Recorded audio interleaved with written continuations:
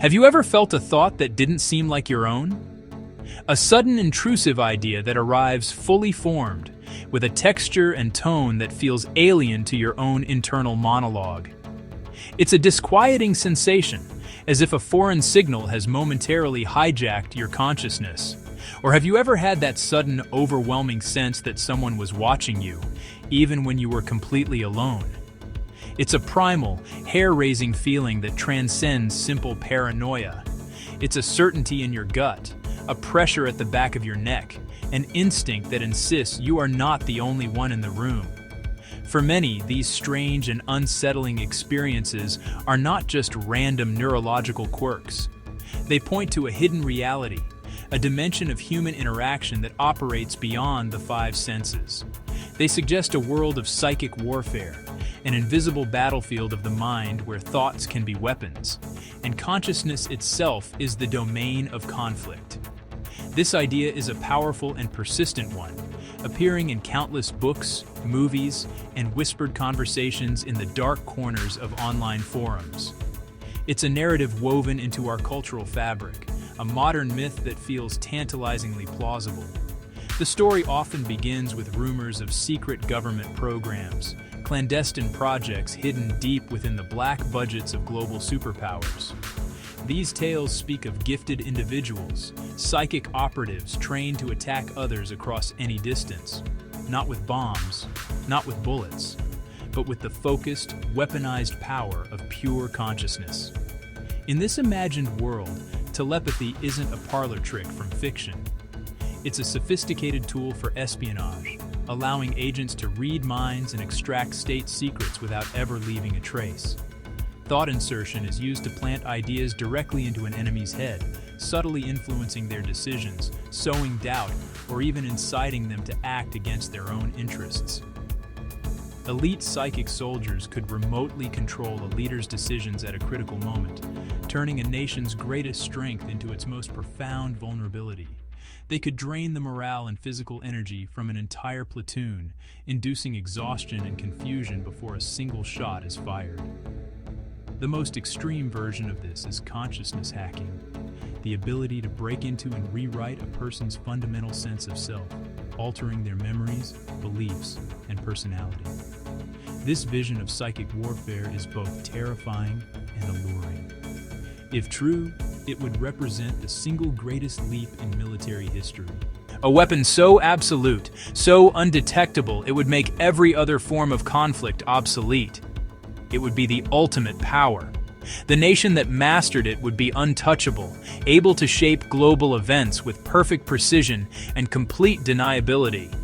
And yet, the world we live in is still dominated by conventional power.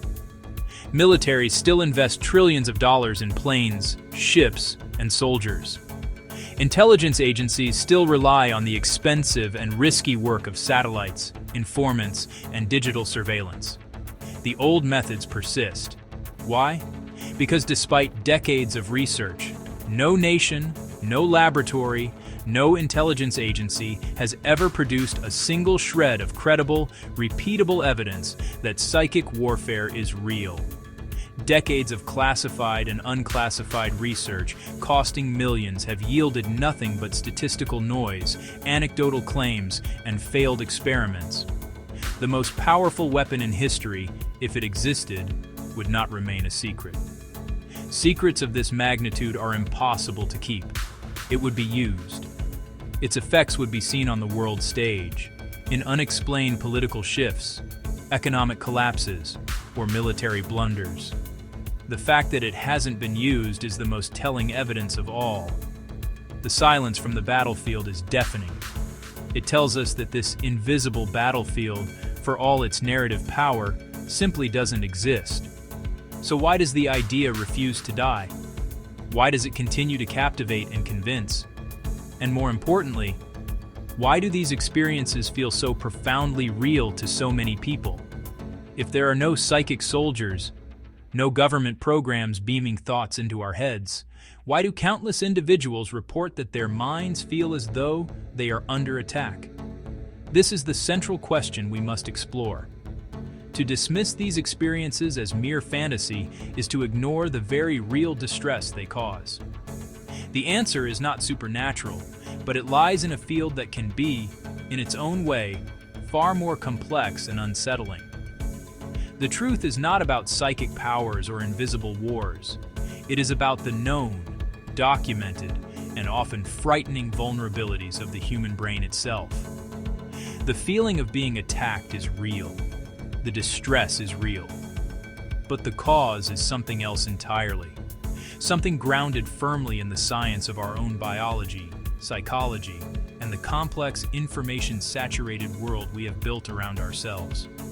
To understand the invisible battlefield, we must first understand the mind itself.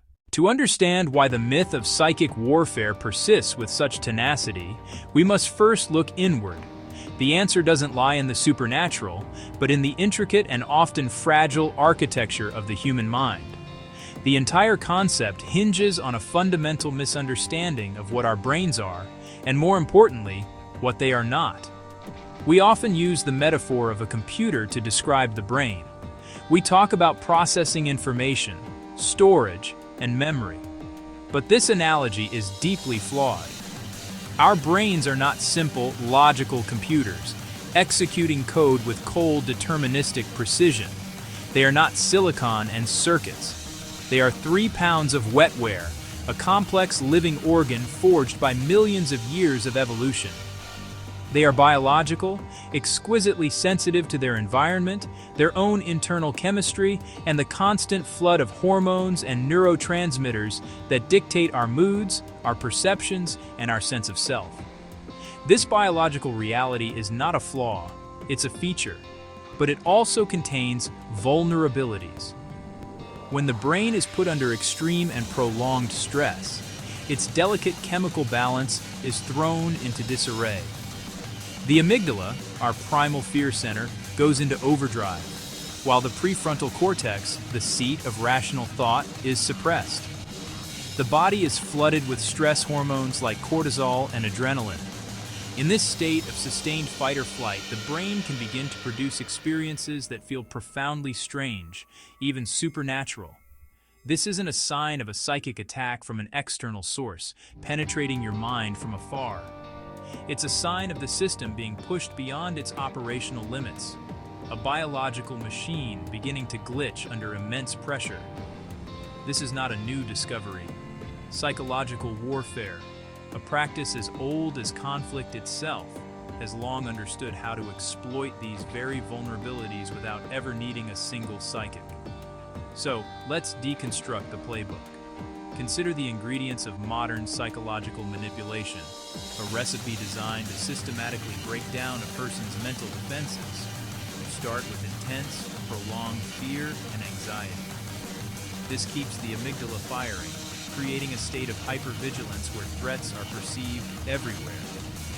Next, you add severe sleep disruption. Sleep is not passive rest. It's a critical maintenance period where the brain clears out metabolic waste and consolidates memory.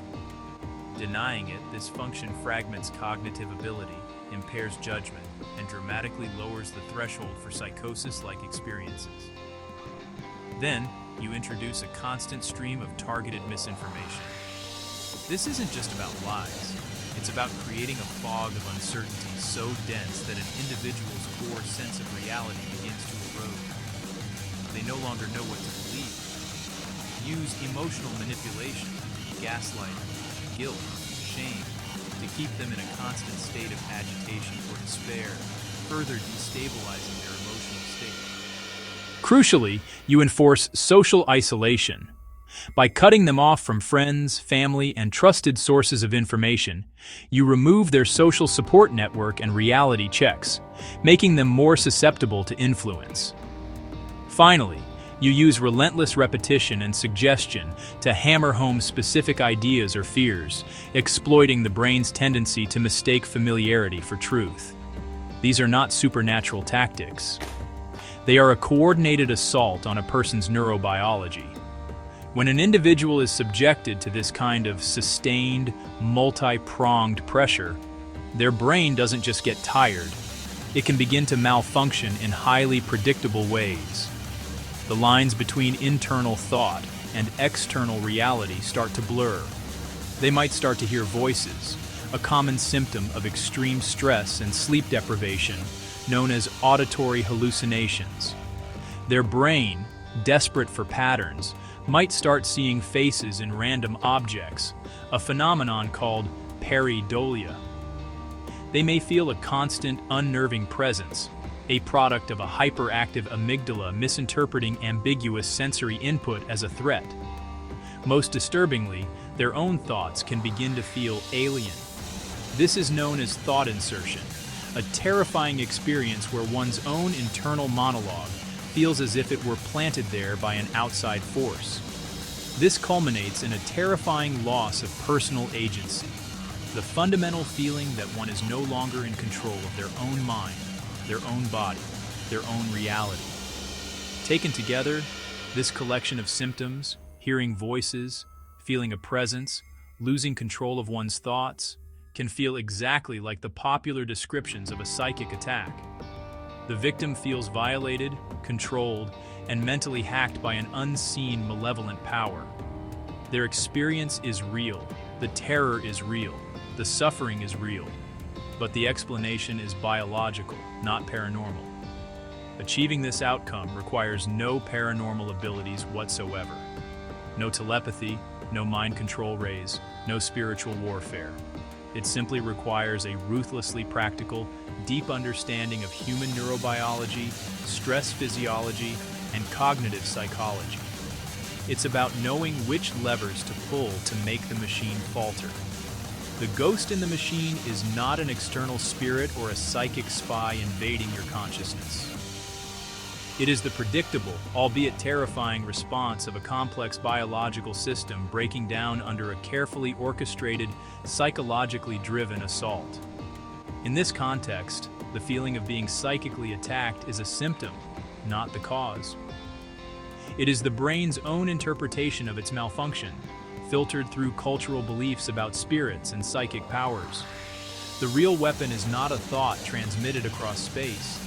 It is a sophisticated set of techniques designed to weaponize your own mind, to systematically turn your own brain against you. This is the sobering reality of modern cognitive warfare. Section 3. The Ghost in the War Machine. Project Stargate. While the idea of psychic warfare seems like pure fiction, during the height of Cold War paranoia, it was treated with deadly seriousness. In an era defined by an invisible struggle for technological and ideological supremacy, both superpowers were desperate for any conceivable edge. Governments on both sides of the Iron Curtain began investigating the most outlandish possibilities, driven by a pervasive fear of the unknown and the unknowable. What if the next great weapon wasn't a missile, but a mind? The most famous, and perhaps most revealing of these ventures, was the United States' two-decade-long foray into the paranormal. It went by many code names over the years: Skinate, Grill Flame, Sunstreak. But it is best known by its final designation: Project Stargate. The project's genesis can be traced to the early 1970s, fueled by unsettling intelligence reports and sensationalized articles. Whispers from behind the Iron Curtain suggested the Soviet Union was investing heavily in psychotronic research, allegedly developing psychic weapons and training telepaths to disable missile systems, influence foreign leaders, and even induce heart attacks from a distance. Whether these reports were accurate, exaggerated, or pure disinformation, the U.S. intelligence community couldn't afford to ignore them. Fearing a psi gap that could leave the nation vulnerable, the CIA and later the Defense Intelligence Agency launched a top-secret program. Its mission: to determine if psychic phenomena were real, and if so, how they could be weaponized for military and intelligence applications. The initial research was outsourced to the Stanford Research Institute, or SRI, in California. There, two laser physicists, Hal Puthoff and Russell Targ, began conducting experiments with individuals who claimed to have psychic abilities. One of their earliest and most famous subjects was a New York artist named Ingo Swann. Swann was not just a participant, he was a co-creator, helping Puthoff and Targ develop the very protocols they would use for the next 20 years. Their primary focus became a specific purported ability: remote viewing. It was defined as the practice of seeking impressions about a distant or unseen target, using paranormal means. In a typical session, a viewer would be given nothing more than a set of geographic coordinates, a photograph sealed in an opaque envelope, or a simple verbal cue. Their task was to describe what they could see at that target location. The program recruited and trained a small, dedicated cadre of military personnel and civilians. These individuals were housed in secure, electronically shielded rooms to prevent any conventional sensory leakage. They were tasked with the impossible: to psychically infiltrate some of the most heavily guarded locations on Earth. They were asked to view secret Soviet weapons facilities, describe the construction of new submarine classes, locate downed aircraft, and track the whereabouts of hostages. Some of the early results seemed astonishing. In one famous instance from 1974, a viewer named Pat Price was given coordinates for a location in the Soviet Union. He proceeded to sketch a massive gantry-like crane and describe buildings at what was later identified as the Semipalatinsk nuclear research site. CIA analysts were reportedly stunned by the accuracy of his descriptions. In other sessions, viewers described the inner workings of foreign submarines and the locations of terrorist groups. The hope was intoxicating that these psychic spies could provide intelligence completely unobtainable by conventional means. They could be a human satellite, capable of seeing anywhere, through any barrier, using only the power of the mind.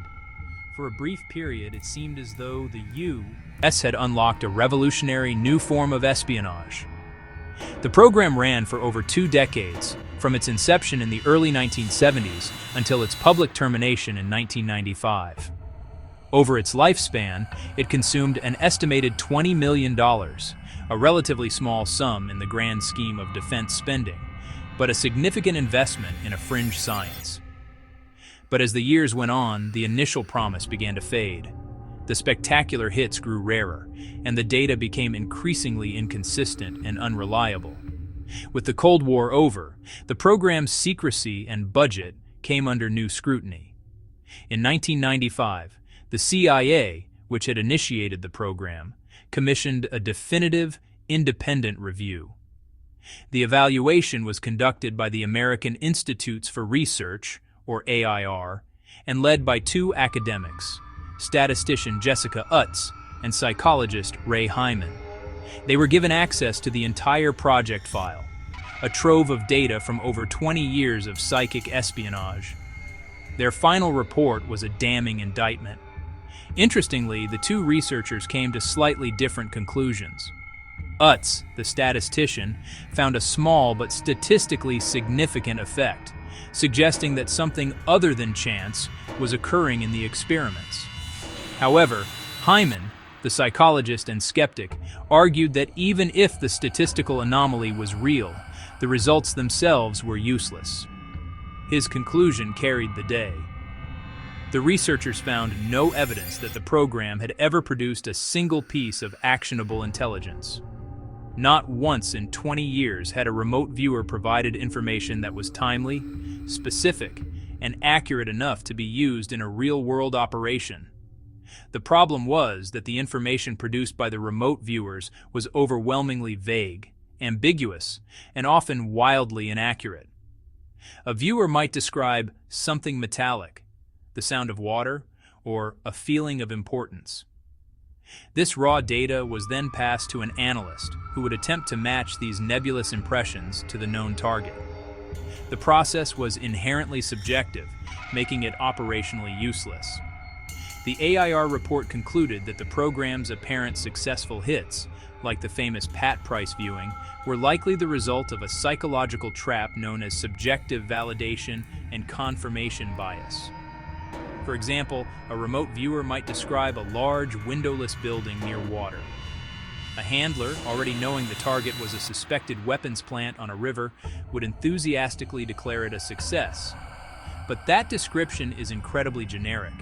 It could match countless industrial sites, warehouses, and power plants around the world.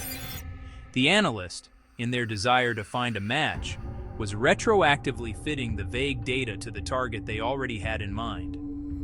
As a summary of the declassified findings later noted, the STARGATE data was consistently vague, filled with irrelevant and erroneous information, and was never useful in any intelligence operation. The program failed to produce reliable, replicable results under rigorous double-blind conditions, a hallmark of legitimate scientific inquiry. Based on the AIR report's unequivocal findings, the CIA formally terminated Project Stargate in 1995, citing a complete lack of documented value and operational utility. The 20-year, $20 million search for a psychic weapon had come up completely empty. It was a costly and embarrassing dead end. The story of Stargate is not one of a secret psychic war fought in the shadows. It is a powerful cautionary tale.